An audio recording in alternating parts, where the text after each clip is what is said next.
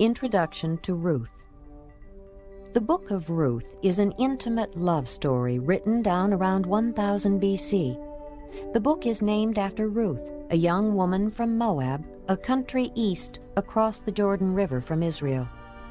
The story stands in contrast to its setting in a dark period of Israel's history as recorded in the book of Judges. During this period, the nation Israel began to worship idols. Through the influence of her mother-in-law, Ruth, a young widow, turns from the idols of Moab to follow the one true God. Once in Israel, God leads Ruth to a man named Boaz, whom she eventually marries. As a result, Ruth became the great-grandmother of Israel's great King David, thus placing her in the line of Messiah. As you listen, notice how God pursues us and provides salvation for those who follow him. Ruth, chapter 1. In the days when the judges ruled, there was a famine in the land, and a man from Bethlehem in Judah, together with his wife and 2 sons, went to live for a while in the country of Moab. The man's name was Elimelech, his wife's name Naomi, and the names of his 2 sons were Mahlon and Chilion. They were Ephrathites from Bethlehem, Judah, and they went to Moab and lived there. Now Elimelech, Naomi's husband, died, and she was left with her 2 sons. They married Moabite women, one named Orpah and the other Ruth. After they had lived there about 10 years, both Mahlon and Chilion also died, and Naomi was left without her 2 sons and her husband. When she heard in Moab that the Lord had come to the aid of his people by providing food for them, Naomi and her daughters-in-law prepared to return home from there. With her 2 daughters-in-law, she left the place where she had been living and set out on the road that would take them back to the land of Judah. Then Naomi said to her 2 daughters-in-law, "Go back, each of you, to your mother's home. May the Lord show kindness to you, as you have shown to your dead and to me. May the Lord grant that each of you will find rest in the home of another husband." Then she kissed them, and they wept aloud and said to her, "We will go back with you to your people." But Naomi said, "Return home, my daughters. Why would you come with me? Am I going to have any more sons who could become your husbands? Return home, my daughters. I am too old to have another husband. Even if I thought there was still hope for me, even if I had a husband tonight and then gave birth to sons, would you wait until they grew up? Would you remain unmarried for them? No, my daughters. It is more bitter for me than for you, because the Lord's hand has gone out against me." At this they wept again. Then Orpah kissed her mother-in-law goodbye, but Ruth clung to her. "Look," said Naomi. "your sister-in-law is going back to her people and her gods. Go back with her." But Ruth replied, "Don't urge me to leave you or to turn back from you. Where you go, I will go, and where you stay, I will stay. Your people will be my people, and your God, my God. Where you die, I will die, and there I will be buried. May the Lord deal with me, be it ever so severely, if anything but death separates you and me." When Naomi realized that Ruth was determined to go with her, she stopped urging her. So the 2 women went on until they came to Bethlehem. When they arrived in Bethlehem, the whole town was stirred because of them, and the women exclaimed, "Can this be Naomi?" "Don't call me Naomi. she told them. Call me Mara, because the Almighty has made my life very bitter. I went away full, but the Lord has brought me back empty. Why call me Naomi? The Lord has afflicted me. The Almighty has brought misfortune upon me." So Naomi returned from Moab, accompanied by Ruth the Moabitess, her daughter-in-law, arriving in Bethlehem as the barley harvest was beginning. Chapter 2. Now Naomi had a relative on her husband's side from the clan of Elimelech, a man of standing, whose name was Boaz. And Ruth the Moabitess said to Naomi, "Let me go to the fields and pick up the leftover grain behind anyone in whose eyes I find favor." Naomi said to her. "Go ahead, my daughter." So she went out and began to glean in the fields behind the harvesters.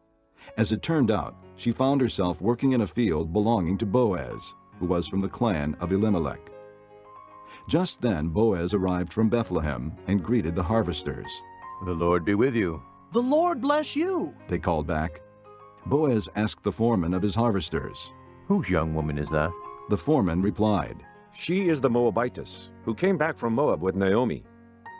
She said, Please let me glean and gather among the sheaves behind the harvesters. She went into the field and has worked steadily from morning till now, except for a short rest in the shelter. So Boaz said to Ruth, My daughter, listen to me. Don't go and glean in another field, and don't go away from here. Stay here with my servant girls. Watch the field where the men are harvesting, and follow along after the girls. I've told the men not to touch you. And whenever you are thirsty, go and get a drink from the water jars the men have filled. At this, she bowed down with her face to the ground. She exclaimed, Why have I found such favor in your eyes that you notice me, a foreigner? Boaz replied, I've been told all about what you have done for your mother-in-law since the death of your husband. How you left your father and mother and your homeland and came to live with the people you did not know before. May the Lord repay you for what you have done. May you be richly rewarded by the Lord, the God of Israel, under whose wings you have come to take refuge. May I continue to find favor in your eyes, my lord. she said. You have given me comfort and have spoken kindly to your servant, though I do not have the standing of one of your servant girls. At mealtime, Boaz said to her, Come over here. Have some bread and dip it in the wine vinegar. When she sat down with the harvesters, he offered her some roasted grain. She ate all she wanted and had some left over. As she got up to glean, Boaz gave orders to his men. Even if she gathers among the sheaves, don't embarrass her.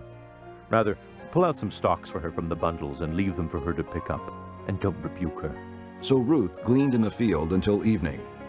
Then she threshed the barley she had gathered, and it amounted to about an ephah. She carried it back to town, and her mother-in-law saw how much she had gathered. Ruth also brought out and gave her what she had left over after she had eaten enough. Her mother-in-law asked her, Where did you glean today? Where did you work? Blessed be the man who took notice of you. Then Ruth told her mother-in-law about the one at whose place she had been working.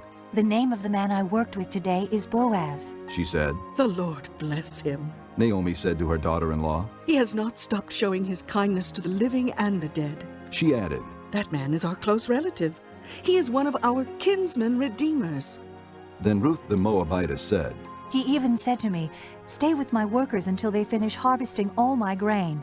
Naomi said to Ruth, her daughter-in-law, It will be good for you, my daughter, to go with his girls, because in someone else's field you might be harmed. So Ruth stayed close to the servant girls of Boaz to glean until the barley and wheat harvests were finished, and she lived with her mother-in-law. Chapter 3. One day, Naomi, her mother-in-law, said to her, My daughter, should I not try to find a home for you, where you will be well provided for? Is not Boaz, with whose servant girls you have been, a kinsman of ours?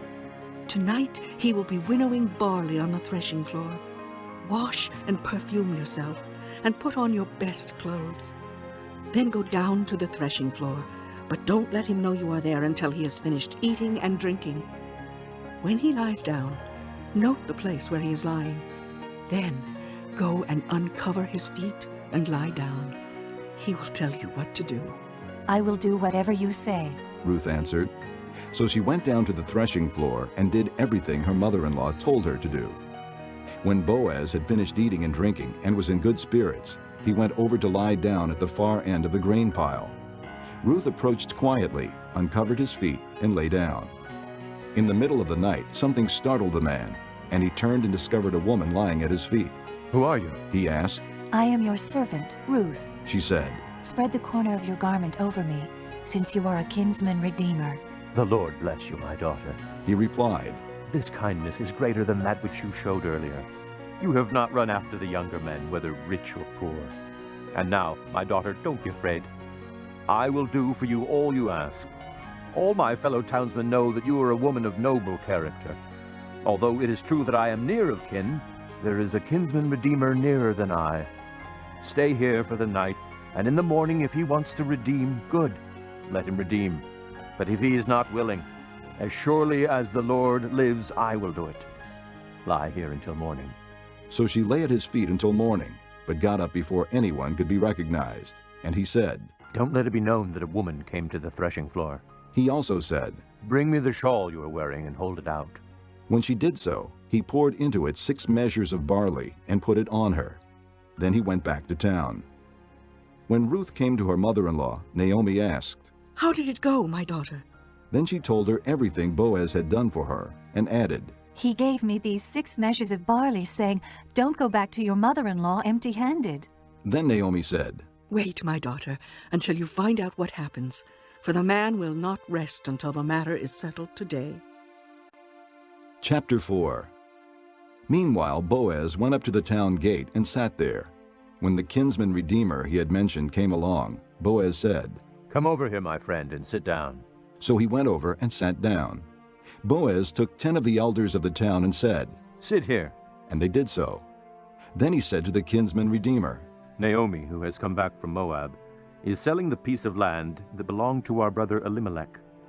I thought I should bring the matter to your attention and suggest that you buy it in the presence of these seated here and in the presence of the elders of my people. If you will redeem it, do so. But if you will not, tell me, so I will know. For no one has the right to do it except you, and I am next in line. I will redeem it. he said. Then Boaz said, On the day you buy the land from Naomi and from Ruth the Moabitess, you acquire the dead man's widow in order to maintain the name of the dead with his property. At this, the kinsman redeemer said, Then I cannot redeem it, because I might endanger my own estate. You redeem it yourself. I cannot do it. Now in earlier times in Israel, for the redemption and transfer of property to become final, one party took off his sandal and gave it to the other. This was the method of legalizing transactions in Israel. So the kinsman redeemer said to Boaz, Buy it yourself. and he removed his sandal. Then Boaz announced to the elders and all the people, Today you are witnesses that I have bought from Naomi all the property of Elimelech, Kilian, and Mahlon. I have also acquired Ruth the Moabitess, Mahlon's widow, as my wife, in order to maintain the name of the dead with his property, so that his name will not disappear from among his family or from the town records. Today you are witnesses. Then the elders and all those at the gate said, We are witnesses. May the Lord make the woman who is coming into your home like Rachel and Leah, who together built up the house of Israel. May you have standing in Ephrathah and be famous in Bethlehem. Through the offspring the Lord gives you by this young woman, may your family be like that of Perez, whom Tamar bore to Judah. So Boaz took Ruth, and she became his wife. Then he went to her, and the Lord enabled her to conceive, and she gave birth to a son. The women said to Naomi, Praise be to the Lord, who this day has not left you without a kinsman redeemer. May he become famous throughout Israel. He will renew your life and sustain you in your old age. For your daughter-in-law, who loves you and who is better to you than 7 sons, has given him birth. Then Naomi took the child, laid him in her lap, and cared for him. The women living there said, Naomi has a son. and they named him Obed. He was the father of Jesse, the father of David. This, then, is the family line of Perez. Perez was the father of Hezron. Hezron the father of Ram. Ram the father of Amminadab. Amminadab the father of Nahshon. Nahshon the father of Salmon. Salmon the father of Boaz. Boaz the father of Obed. Obed the father of Jesse. And Jesse the father of David.